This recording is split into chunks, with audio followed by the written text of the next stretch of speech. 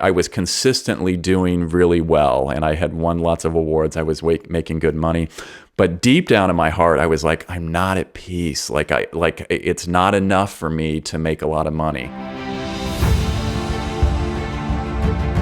I felt in my heart that if I died tomorrow and I've helped a lot of these businesses make money and do well, that's good. But I feel like I'm being called to something more. And something different. I mean, you said early, it's on your bio on the Strong Catholic Dad website, you said early on to Mom that you wanted to teach the faith to people. Mm-hmm. Right. And at that point she said, what would you say? Right. But still that desire was there from early on. Right. Yeah, and that was present. And actually what started to happen, I'm glad you brought that up. There were many times in the job that there was this opportunity because I really was focused in on, like, the bottom line is, at the end of time, there are two places you can be, heaven and hell. And I was like, I want to go to heaven. And there's one way to get there, Jesus Christ, and what he teaches. And he says, take up your cross, follow the 10 commandments, love me, love your neighbors yourself. And so I was doing my best to love my neighbor as myself through my job. And so when I was selling advertising, I was telling people, I don't think you should buy this ad over here, even though I think it'll make me money. I don't think it'll make you money. And people started to catch on the fact that I was really trying to do what was right by them. And so then they started to trust me, and which was great because there were other times. I mean, there was people. One particular guy that I remember is that he said he said the only reason I bought is because I was convinced that you were sincere and you really believed in what you were telling me. And when I came back to him the next year, and I sold him Yellow Page advertising in the phone book, and he's just like, I made a bundle. He's like, thank you so much. And he said, again, I was buying your confidence, and that you were like I could tell you were a trustworthy person.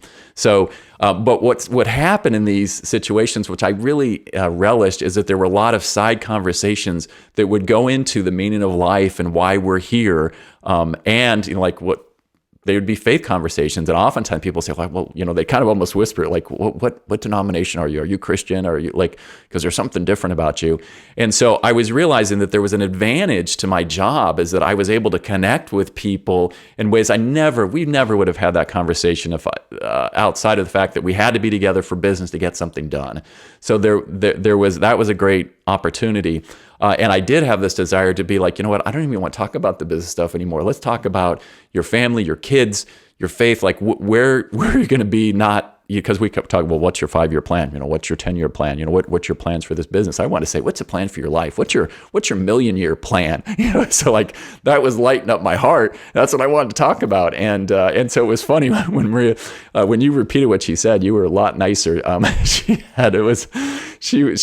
just said like, what would you have to say? like you don't know the faith very well. I said, I don't know, but I'd want to talk about, what's really important.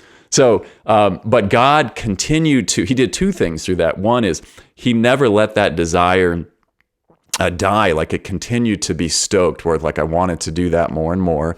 And then secondly, which I could see with hindsight, is I was building the skills to be able to talk with people with more confidence and to be able to listen better.